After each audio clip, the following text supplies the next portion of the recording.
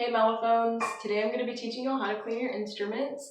I would usually do this before a football game, but with COVID and everything I can't, so I just made a video for y'all. First I'm going to go over the supplies that you're going to need. You will need blue juice.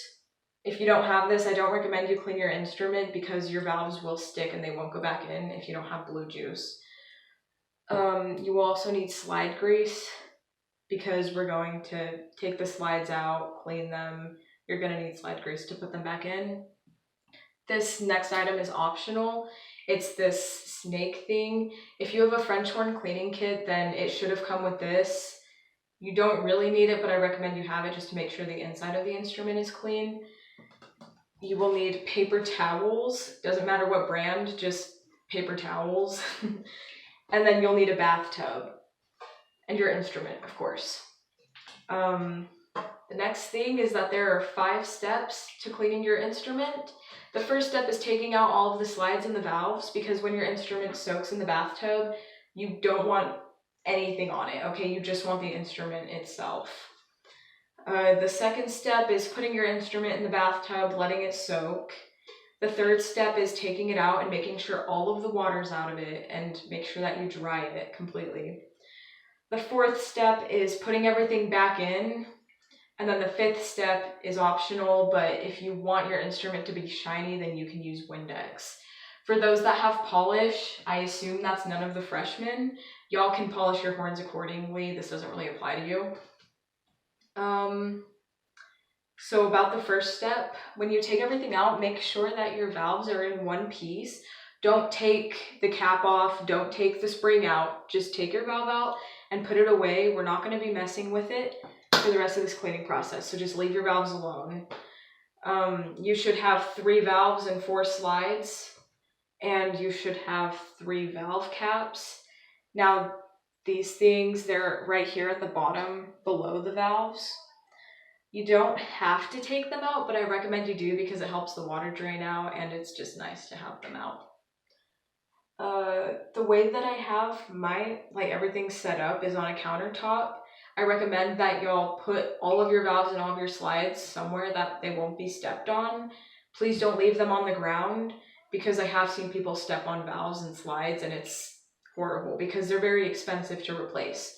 So make sure that they're all on a counter or on your bed. Just be cautious where you put your valves and your slides. Make sure they're all together and make sure they're on a napkin. Here's mine.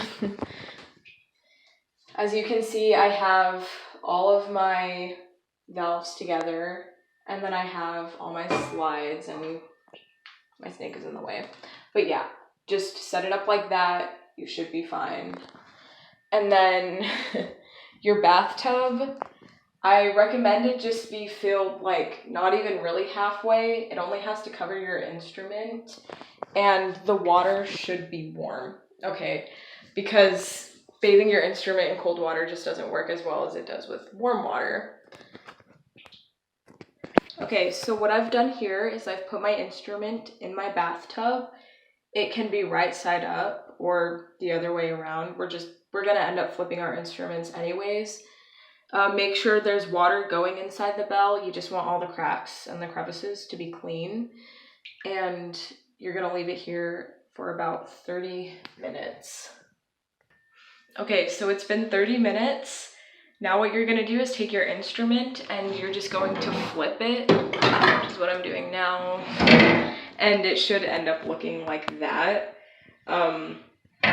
This is not okay to do during practice on a normal daily basis, but it's okay to do while you're cleaning your instrument because you want the water to get in everywhere.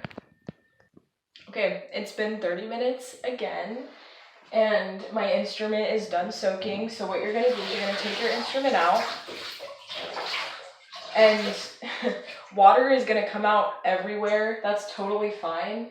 Make sure that all the water is out because it's not gonna work or sound proper if there is water everywhere in your instrument.